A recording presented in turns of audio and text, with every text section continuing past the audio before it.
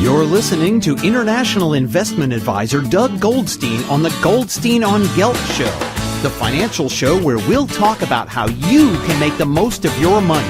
With all the confusing financial chatter bombarding you each and every day, Goldstein on Gelt will give you the practical information you want and need about living a financially stable life. Here's your host, money maven Doug Goldstein.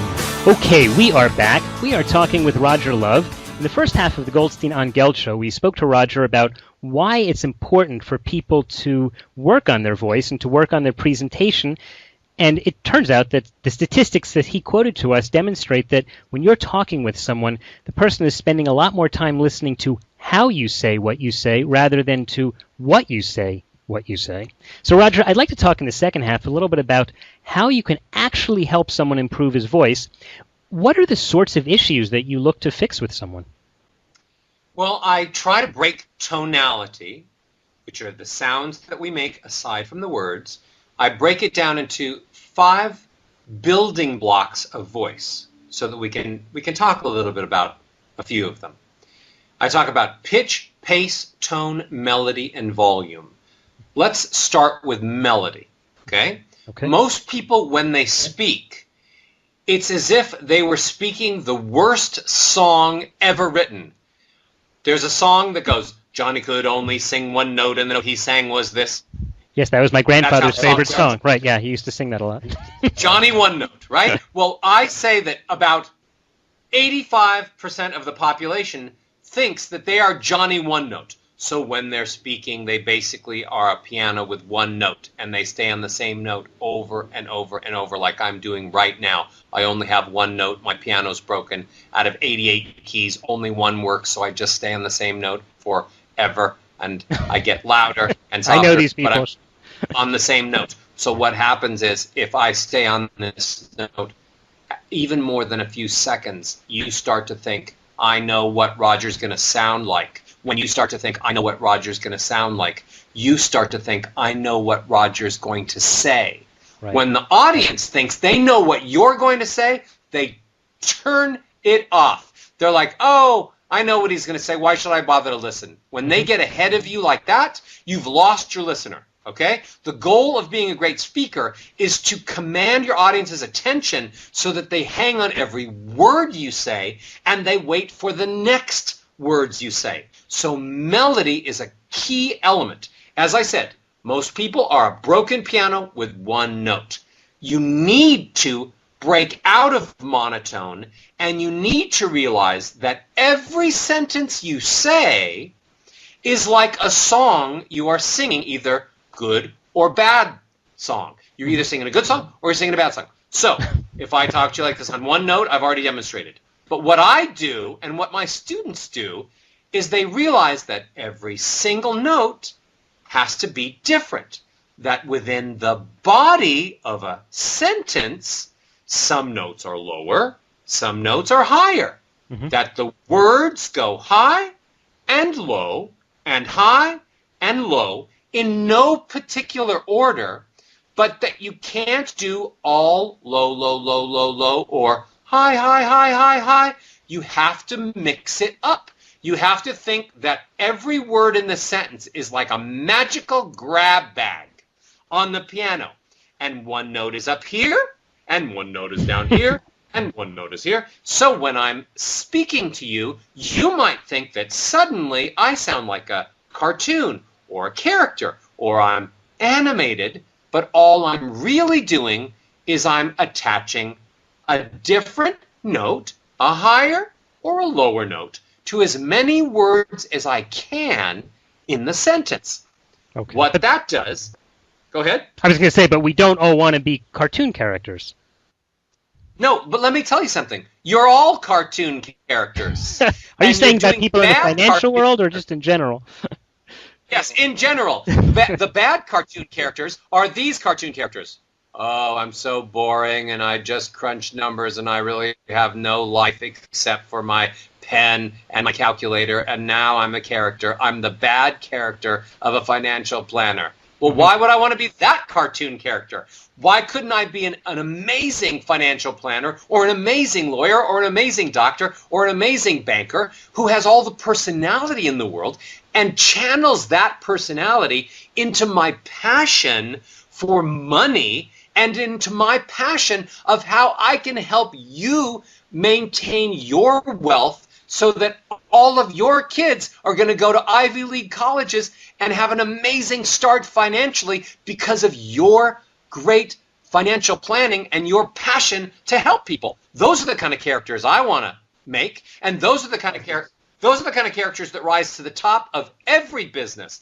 The people want to be around personalities. They want to be around caring people. They want to be around interesting people.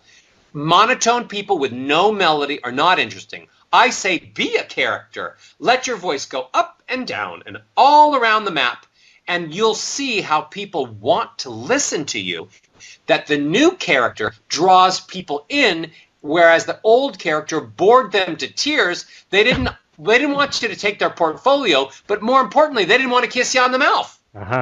Right. Well, hopefully my clients aren't kissing me on the mouth. We're talking to Roger Love, who is a phenomenal voice coach. He's known as America's celebrity vocal coach. In fact, a while back, I picked up a copy of Roger Love's The Perfect Voice, which was a CD series that taught about improving voices. And in the first half of the Goldstein on Gelt show today, he spoke with us about why it's important to improve your voice. Now we've been talking a little bit about some of the tools you can use. He was mentioning melody. You spoke about pitch and pace and tone. When you listen to someone talk, and I'm going to use myself as an example because I'm the only one sitting here on the line with you, what do you listen for? What sort of mistakes or problems can you hear? And feel free, just be nice, please, if you have something to say. What do you listen for that you could then advise someone on? Okay. I listen to pitch, pace, tone, melody, and volume. Let me explain that. Okay. I've already explained about melody. So when I listen to you, I see how many of your words are the same note. Do you sound like this or do you sound like this?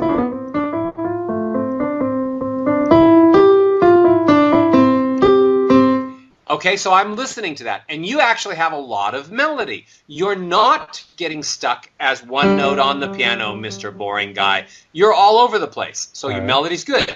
Then I'm listening to volume. Does the person speak edgy or airy, and how loud are they? A lot of people are trying to sound warm and genuine and gentle when they're dealing with clients, and they're adding extra air. But all that extra air is just making the clients think that the financial planner is weak, a little bit not intelligent, a pushover, probably doesn't have that much money in his own bank. All of that airiness, which might work beautifully in the bedroom, does not work at all in the boardroom or sitting over a calculator talking about financial wealth. So I look at volume. How much volume are people making? In general, people speak too softly. People should speak as if the person they were talking to was about 10 feet away. Wow. And that the goal is to fill the entire room with your voice. Instead of just thinking, I'm talking on the phone and I only have to go from here to here, or the person is right there and I only have to go from here 3 feet from my nose to their nose. Forget that.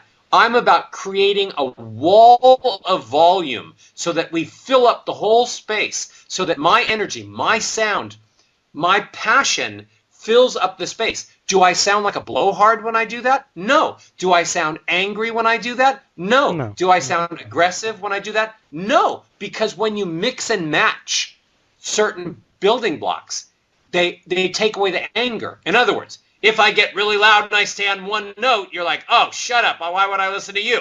But if I get really loud, really loud, but I have a lot of melody, you're excited. Like, oh, how could I possibly get mad at that guy? Right. He's passionate. He's not mad at me. I haven't done anything. I haven't insulted my financial planner. He really likes me. He super duper likes me. So when I mix melody and volume, I take the anger away. So I'm listening for volume. I'm listening for melody. I'm listening for pace. How fast do you speak? How slow do you speak? Do you speak in a way that people hear the part of a sentence you get to before you get to a comma, and then they can digest it? They can think about it. They can process it. And then you move forward in your sentence, and are they with you, or are they still behind you? Can they keep up with you? Are you going so fast that they can't process everything you just said? Pace is an incredibly important tool to learn to master, because you can sound like a crazy liar when you're going too fast, or you can sound like an excited friend. Mm-hmm. Got it. So pace, again, I'm listening to melody, volume, pace. I'm listening to the pitch of the voice. Is it really high all the time, or is it really low all the time? Does it sound like James Earl Jones? And am I down here most of the time trying to say, I've been to college and graduate school, and I've spent years and years and years learning what to do with money, and you can trust me because I have a low, authoritative voice. Or is it up here, and you don't even know it because it's in your nose, and it's too high, and it's aggravating people because it has nasality, and it's too high, and you might be excited as can be, but they're just thinking, wow, maybe you have a cold and germs that I don't want, and why do you talk so high? Or maybe you would just did you go to the school of Jerry? Did you go to the financial planning of Jerry Lewis school, or where are you? So I make sure that the voice is pitched low, high, where it should be for each person, and it's different. When I was teaching John Gray, he's a perfect example. People said, "How can John Gray wrote the book Men Are From Mars, Women Are From Venus?" And important book, very important book. A book that I think up until a few years ago was the #1 best-selling book, other than the Bible, in publishing history. And if you listen to John Gray, people say to me, "You're John Gray's coach?" I say, "Yeah." They say, "How come you let him sound like a girl?" Huh. I'm like, "Because it's a plan." He lectures to men and women, and he's positioned himself as an authority on both men and women, what men want and what women want. So when he speaks to women, the women go, "Oh, it's like talking to my girlfriend. He's like one of us. He's not threatening at all, like my boyfriend or my husband who always tells me what to do. John is like my best girlfriend, and he listens to me, and I love him, and I can talk to him." And so that works to the women. And to the guys, he sounds like a girl, and they're thinking, well, it's like talking to a girl, but I don't have to because he's like on my team too. Whereas if I gave John Gray Tony Robbins' voice, and it was like this kind of husky, well, listen, you don't understand what your wife wants, what your girlfriend wants. You're crazy. You don't understand. Then the guys are like, hey, heck with you, buddy. Don't tell me about my girlfriend. I'm already angry at you for trying to tell me what to do. So it's a position of a sound of voice that works perfectly to not push the guys around, but to make them think that he's kind of a liaison, a spy, a male spy who knows what women want. So I can talk to John, and it's like talking to my girlfriend, but I don't have to talk to my girlfriend, and I can learn all the secrets. Wow. There are so many aspects and so much to put together. We've been talking to Roger Love. Roger, I'm very sorry to say, but we're just about out of time. I want to first of all thank you, because I myself have taken the time to learn from you and to take some of your courses, get some of your CDs. In the last few seconds, could you just tell people how could they learn more about some of the techniques that you're talking about and keep an eye on what you're doing? There's always great information at my website, rogerlove.com, but also on my Facebook, which is Roger Love Vocals. I give a vocal tip every single day, an extensive vocal tip every single day to help you with your voice. It's free, and it comes from my heart, and it comes from the technique that I've created for the last 30 years working with some of the greatest voices on the planet. So I would join up with me on Facebook at Roger Love Vocals and get your free tip every day. Go to the website, rogerlove.com, and that's the best way of staying in contact with me. And at such a point, you want to buy a product. The good news is my products are all really inexpensive. I have books and CDs that are $12 and $13 and $14, almost nothing, and that will turn into big bucks on the other end. And I have other programs that you can learn about that are a little bit more expensive, but all super affordable, to change you from being the worst speaker singer in town to being the greatest presenter. And you can sell yourself by having the voice that makes people want to listen to you. That's fabulous. Roger Love, thanks again. I hope we'll have you back again on the Goldstein on Gelt show soon. My pleasure. You have a great, great day. You've been listening to the Goldstein on Gelt show with money maven Doug Goldstein. Doug's weekly radio show is heard around the world, but if you miss it, you can download the podcast at www.goldsteinongelt.com. The Goldstein on Gelt show gives you up-to-date financial ideas so you can get on the path to financial freedom. If you'd like your questions answered on the air or off, send Doug an email to doug@profile-financial.com. It's your money for your future, so join Doug every week to build your wealth on the Goldstein on Gelt show.